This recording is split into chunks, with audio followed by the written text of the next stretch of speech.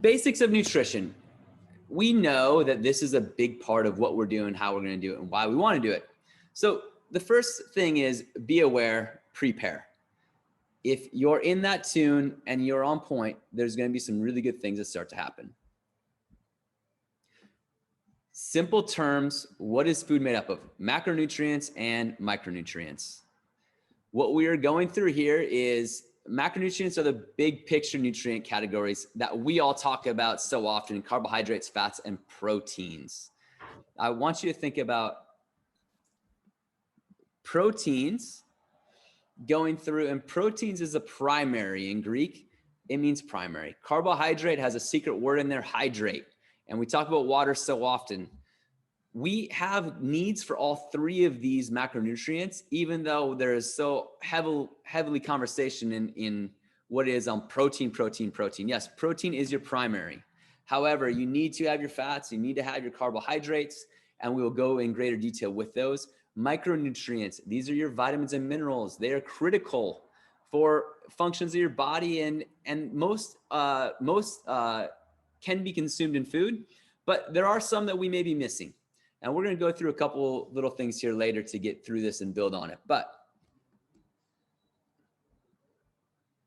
macros, in a general or more focused sense, nutritionally speaking, macros are usually measured in grams. And so it's a gram of a protein, carbohydrate, or a fat. And what we're looking for is where these come from and how do we develop something that makes sense to all of us. I'm sorry, I'm trying to get this. There we go. So carbohydrates found in breads, pastas, fruits, vegetables, all those types of things. We know them so well because they're more oftentimes the carbohydrates that we don't want to talk about, the pastas and the fun breads and those types of things, but they're there. Fats. This isn't just going and getting a burger and it's so fatty, or bacon with fat. We're talking about oils, nuts, anything that has a saturated, unsaturated type fat is what we're going through here. And then proteins. Most of protein is found in your eggs, fish. Tofu is a great option. We'll talk about peas and other things that you can do if you're vegan or vegetarian to build on those pieces. Micronutrients. There are 4 different ways: a water soluble, a fat soluble, essential minerals, and trace elements on how these are going to be broken down in your system. It's not something you know a lot about, but it's something that you should at least have awareness as to why and what we do need to intake into our body on a daily basis. So when we talk about vitamin D, a good place to go get that is the sun. Today doesn't look like a great day for the sun, but for the most part here in Los Angeles, we're going to get a lot of sun. And so going for a simple walk like we do with our Clarity Walks is a place that you're going to go get a lot of vitamin D, hopefully. Being aware of that and how you build on that of what you can get elsewhere if you're not getting it, if you're in Minnesota and it's cold and raining. Macronutrient plan ideas. What I'm trying to go through here is give you an idea of what people, when we talk macros, what we're doing and how we're doing it. So green is protein. Yellow is a carbohydrate, and the orangish red is going to be a fat. Average American diet, this is what we're going to follow a little bit on what the federal government talks about of recommendations, is about 25% protein, 50% carb. And there's a big measurement here. Like, let me clarify that the average consumes 10 to 30% protein, 40 to 65% carbohydrates, and like 15 to 30% on the fats. But this is a good measurement of something that's like 25% protein, 50% carbohydrate, 25% goes back to fat. Weight loss, when we go into weight loss, some of these conversations that we've talked about, you're going to go into a higher protein diet because it's that primary meal prep. So you're at 40%, and then you may be at a 30 and a 30 for the carbohydrate and the fats. Notice that we're not trying to go away from the carbohydrates on this. On a ketogenic diet, you are going to take away those carbohydrates. And what you're trying to do is go into ketosis. So you're always in a consistent for insulin levels and being more clear. So your protein's at about 30%, much more consistent with the average American diet. Your carbohydrate, though, drops dramatically all the way down into a 10% range. And your fats go way up to like 60%. So this is where when you're on a ketogenic diet and you're talking about I think Justin and I talked about this, where it was like had tacos, and a keto taco could be an option. Well, a keto taco is just cheese essentially wrapped around your meat or whatever it is and fried, so that you have a balance of what it is. And being clear and understanding with that, like, it depends on your diet and regimen, so you can be consistent with it. There isn't a wrong diet. What needs to be done is all three of these have to be utilized in some capacity. And being on a paleo or a keto diet could be a long-term pain because you're not getting enough carbohydrates. Once you are at a good place, carbohydrates are a necessity. It's what hydrate. It's what gives us a lot of energy, and it's a quick energy. So a weightlifter, if you're somebody that lifts a lot of weights, I just want to show this one so that you can see that there's a little bit more change of somebody that is trying to build. Once you're lean and you're trying to build muscle mass, this is more where it would be. Your protein would be down a little bit over weight loss. Your carbohydrates would increase and your fats would go down to almost 20%. So like a 30, back up to 50% on carbohydrate, and then a 20% on the weightlifter or weight loss for fats. Are there any questions on this so far? Raise your hand if you do.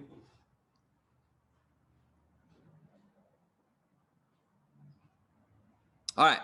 So we're going to take a little bit of time. We're going to go through and understand what you are currently at in some capacity, or where the recommendations are that you could be, so we can start taking a little bit more ownership and clarity with what you're doing. So my objective here is we're going to figure out what you're doing right now. I think both of you have started doing this much better. And anybody that's listening, you need to start with finding and figuring out what your daily intake or tracking is.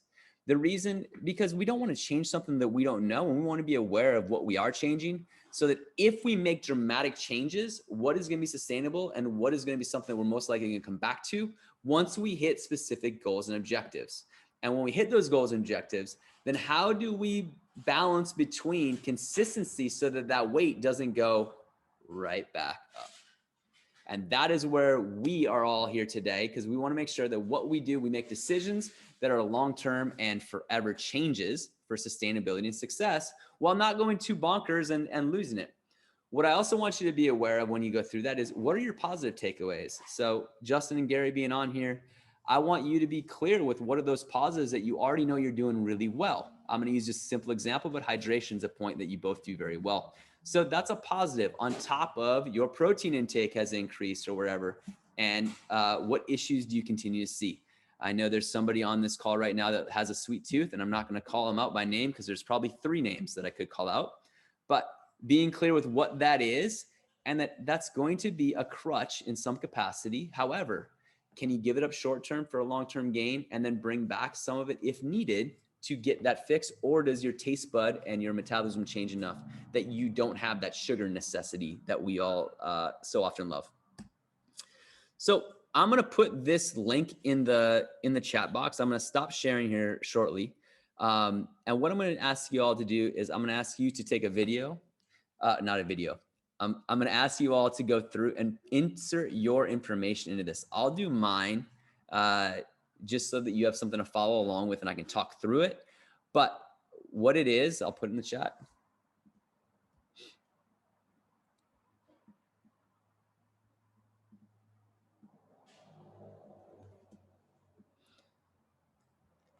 This is the national one. So it's going to give you the basics of what I talked about in the first slide of macros, and it'll be a higher carbohydrate. However, it does give you at least some good basics with not only the macros, but the micros.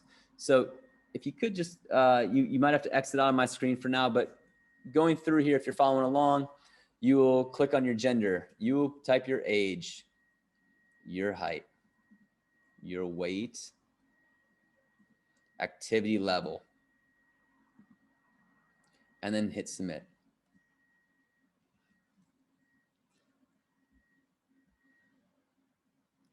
Once you're here, it's going to give you some generalized conversation. BMI. BMI was built for this national, like how fat are our countries? Like what is someone's weight limit? So being aware that BMI is a really good general measurement for hundreds of thousands of people. It's probably not great for individuals just because of the fact that, hold on. Sorry, I thought I was going to sneeze. Excuse me. Just because of the fact that it doesn't always give you where it is. And then it gives you an estimated daily caloric need intake. So if mine's 3,083 and I'm eating 2,000 calories a day, I'm at a deficit. And that's when we talk about deficit, what we're doing and why we do it, because we are fueling our body with less energy than what we're using. Now, this is not a fair measurement because it is doing nothing but taking my weight, taking my height, and what activity level I put in here and giving me a quick response. If I put very active, it would probably be like 3,500 calories a day. And then it gives you a recommendation of carbohydrates, fats, and I hope to gosh, protein in here. If you did the dividers in here, take a look at this. 500 grams of carbohydrates versus 65 grams of protein and 70 to 100 grams of fat. So we understand like that's going to be a little different, but I want you to start thinking of this so you can be more clear when you're doing an average diet. And we talk a lot like, oh, I'm really low on my protein intake. You're really close to the average American or probably already far higher. So kudos to you for doing those things and being aware of it. We're not trying to change the protein intake to be so crazy, but we're trying to help with that fat burn to get you to utilize the primary fuel, which is going to be protein. And then it goes through some recommended daily intakes so that you can be more clear with some of the essentials on the macros that you need to fuel your body and keep energy. Again, I'd encourage a blood panel or some place that you're going to utilize that is specific to you instead of what our general recommendations are off of this tab. But it gives us good information. It gives us reminders as to why we take a daily vitamin. So you could go through and look at your vitamin and see what you're already hitting and check these off and go, oh, wow, I've got 90% of them. Hey, what about B12? You know, and then we could talk to an athlete or an individual that's like, I have low energy during the middle of the day. Well, we could take a look at a blood panel and see that maybe B12 is lower than normal and build on those pieces. Are there any questions on the DRI? Cool. You guys see my screen again? Great. All right. So filling that out. I'm going to go through some specifics because a lot of the questions were like, how do I get protein intake and what am I doing to get the protein intake if I don't know what to eat, how to eat it, when to eat it? So animal is on your left, vegan is on the right, vegetarian will follow all the things on the right. If you're pescatarian, there's a couple things on the left that you can utilize and build from there too. I tried to keep it as consistent as possible with where I got the information, where grams are in there. But I also want to make sure that like it was close enough on ounces for, I feel it's easier to measure raw stuff on the measurement of the grams when it's there. But if you have a food scale, this is far easier to do with ounces or whatever you may have. 85 grams is 3 ounces. So there's also that quick calculation on it. But when you're going in here, the reason why we talk animal protein so often is because it's easy, it's convenient, it's accessible. We're talking 3 ounces of chicken breast is 27 grams. So if you have 5 ounces, you're nearly 45 grams of protein intake just off of one meal. And if you did that 3 meals a day, you're already at 150 grams of protein. So you tell me like, how do I eat more protein? Well, it's eating 5 ounces of chicken at every meal instead of the 2 or 3 that you've been eating, and you'll get there. Is it hard? If you're not used to it, absolutely. But it's also finding that balance because we're not trying to just make you do protein. I'm trying to make you clear with how you can get there very quickly if you're trying to get there quickly. But I'm also trying to remind you that one egg, egg white is your protein. Egg yolk is going to be your fat. So be careful with how many egg yolks you do. There's always been that like saturated fat type conversation with egg yolks. It's okay to have some. Just know that fat gets utilized really quick when it gets in there. So even though you're getting 6 grams of one egg, if you had 6 eggs, which call me crazy, but if you did 6 egg whites, right? all of a sudden you're at 36 grams of protein, and it's not that much food. A breakfast burrito often has like 3 or 4 eggs in it if you have something like that. So just kind of measuring where it's at. The one thing I'll say on that with what our home cooked portions are versus what a territory portion of protein can be anywhere from 3 to 5 ounces. A portion at home could be something different. A portion at El Pollo Loco, while they have a lot of really good things, like you get 1 ounce of chicken. So you got to get extra chicken to make up for what you're already paying for. So the cost starts to rise if you're not careful. And Chipotle is probably like a 4 to 5 ounce, I would say, closer to, with most of their scoops, but they're just eye-sighting it. When it comes to protein for a vegan, vegetarian type diet, tempeh, tofu, they are going to be really good options where they have a higher protein, and it's just going to take more of it to eat because,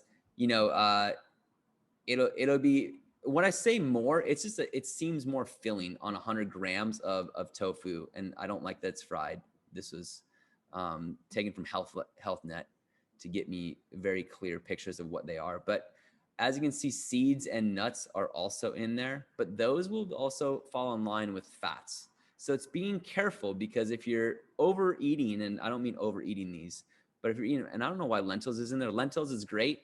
Lentils is a carbohydrate. It is something that should be in there, and I thought I had it in there, and I might have deleted on the bottom section, but it has like 17 grams of per 100 grams of food. So utilizing those pieces, you're going to go through and build on that. Now, protein shakes. I had the question in there. If you know me and you've been around me long enough, I'm not a big fan of protein shakes for the everyday athlete. I think that they are something that can be very valuable for athletes that are running high octane, that need the extra protein. With that being said, it may be a good kickstart for an athlete that's not getting enough protein, but wants it. The trouble is that they're filled with so many other things. And the first thing I would say is that if you are looking at doing a protein shake, it would be once a day, not multiple times, to get to your protein level. And because, one, it's pre-digested. All these foods, especially on the animal side, are digestible through your stomach acids. But when you drink a protein shake, it digests. It's already been digested, and so when it goes in, it's going right into the bloodstream, and then half it gets peed out or through just toxic waste. So being aware of what you're doing, how you're going to do it, along with, they always have a flavor, chocolate, vanilla, whatever you like, you're going to get a good job drink, is all I like to say on that. So be clear with it. If you want, I have a couple. I would encourage you to focus more on pea or some non-whey protein because of GI tract and what you're doing to revamp your body. And I can go through those with you if you have questions on those. I have a great product. Simple versus complex carb. This baffles me every time, but simple is not good. Complex is good. Simple, added to a lot of foods: raw sugar, brown sugar, corn syrup, high fructose corn syrup, glucose, fructose, sucralose, and fruit juice concentrate. All these things that they go through and they say how, like, oh, it's fruit juice concentrate, 100% juice or whatever, and then it's like water and fruit juice concentrate. Be careful with these. They are added sugars. They go through and do a lot of things. And what happens is it gets in the system, and then it doesn't know where to go because it wants to use the energy. So if you have excess weight, it goes and doesn't know how to use that energy right away. And so it just goes and grabs on to the next best thing, which is fat. And then it sticks and hangs out there and builds on there. Complex foods: fruits, vegetables, nuts, beans, what I told you should be in lentils, whole grains. These pieces, when they are single ingredient foods, that's what we're talking. Whole grains is not whole grain bread, it's whole grains. These are really good for you. We often talk about carbohydrates, and we're going on extremes, whether it's sweet potatoes, squashes, any of those things that are like just regular potatoes, where it's like, oh man, that's a high carbohydrate. You have to be careful with it. What I would say is be aware of it and know that carbohydrates are good. In every diet except keto, carbohydrates is higher than what we would probably think they are. And so give yourself a little bit of slack and understand that eating carrots because they have sugar in them is not your issue. Eating a Thin Mint every day is your issue. Enjoy the carrot. Deal with it. I don't want to hear that you can't have that. On fruits, I'd be careful earlier in the day, before noon, before 2 o'clock, have your fruits. Why? Because they have a sugar in them, natural sugar. That's an energy that we do want to use, but as you want to burn weight or burn fat, getting that out of the way early so you have a chance to burn it through the day instead of when you go to bed before and you're eating a snack and then the body doesn't know how to burn that fat or that sugar that's built in there from the natural fruits. With that being said, if you go get a fruit box or something that has the fruit juices, that's going to be that fruit juice concentrate with the pineapple or with the pear or whatever it may be. So just be careful on that. Eat whole foods. Whole fruits are number one with that. And if you're really trying to reset, it may be encouragement to drop off fruits in general for a few weeks to get a reset. If you start to sweat at night sweats or something like that, it may be that you're lacking carbohydrates. And so it's an aha moment like, what if I add carbohydrates in? It doesn't mean let's just go cold turkey, but let's find ways to find what the reason is as to why you're having these changes at night or during the day. Just like you go to the bathroom more when you drink more water. Your body is changing. Be aware of it. Fats. Unsaturated fats, we have monosaturated and we have polyunsaturated. So monosaturated, these are the ones that we're going to use most often: the olive oils, the avocados, the nuts, and the seeds. Olive oil. When we talk oils here, avocado oil should be in that also. I just didn't want to add too much. Cooked oils become saturated. This is raw. Now, that doesn't mean don't use a little bit of olive oil, a little bit of avocado oil to cook, but be very careful and be gentle with the pour instead of slop it on so that it tastes better. If you want to add it at the end, and know that like a half tablespoon is a lot of these things. Monosaturated, unsaturated fats is also where you're going to see almond butters or peanut butters and stuff like that. Be curious and also optimistic, but clear with how much and when. This is where I think a snack can come in. If you have a little bit of peanut butter and you throw a couple dark chocolate chips on it or something to add a little bit of flavor. If you need something, this is a place to go utilize it. Let's not abuse it, but let's enjoy a couple, dark chocolate, Ghirardelli chocolate chip morsels or whatever it may be on top instead of going for a candy bar or something like that. Again, it's not the recommendation. It's just how do I help and offset those things that we do know we have.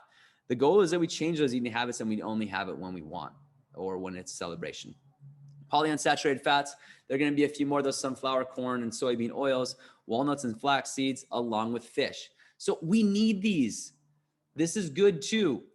Can you find a balance and throw a walnut in once a day? I know Justin, we've talked about before, grabbing something as you walk up and down. Maybe there is a place where it's you have your almonds, you have your walnuts, and so you have one that you do during the lunch or morning snack, and you have one that you do during afternoon snack, just to enjoy it and see. I'm not encouraging you to make all these changes. I'm trying to give you awareness as to how to play with the game so you have something going in your mouth, but not overdoing each of these places. Saturated fats. All the things we're sold, all the things we love, all the things that are marketed are most likely going to be over here. Pizza and cheese are sadly all in one, but they are saturated. Milk products. Now, remember, I told you keto, milk products are going to be a high piece on that. So it doesn't mean that saturated fats are always bad. Yogurt's got probiotics and some very positive things too. But we have to be careful of how much and when we do it. And we ask you to take it off early on because we want you to clean out the body and go almost blank. Anything you add in, you're able to start understanding what happens and why it's happening to you. Why does my stomach start turning after I have a glass of milk? Oh, maybe I have a lactose issue. Let me try lactose-free milk instead. That's why we want you to purge your house so you're not going and having these snacks that are sneaking in and always having them instead. Beef and pork, we talk about bacon and having too much in some capacities, but also know one piece of bacon probably isn't going to be your issue. It's going to be having 6 or 8. I don't have one piece of bacon. I have probably the whole slab. Desserts, lots of desserts in here, especially milk-based things. And then fast food, I don't want to call everybody out, but we know the fast food restaurants that we're talking about here. And what it is it's cooked with oil. It's all these other things that are quick and efficient. They taste really good in our mind, but the reality is that they aren't good for us.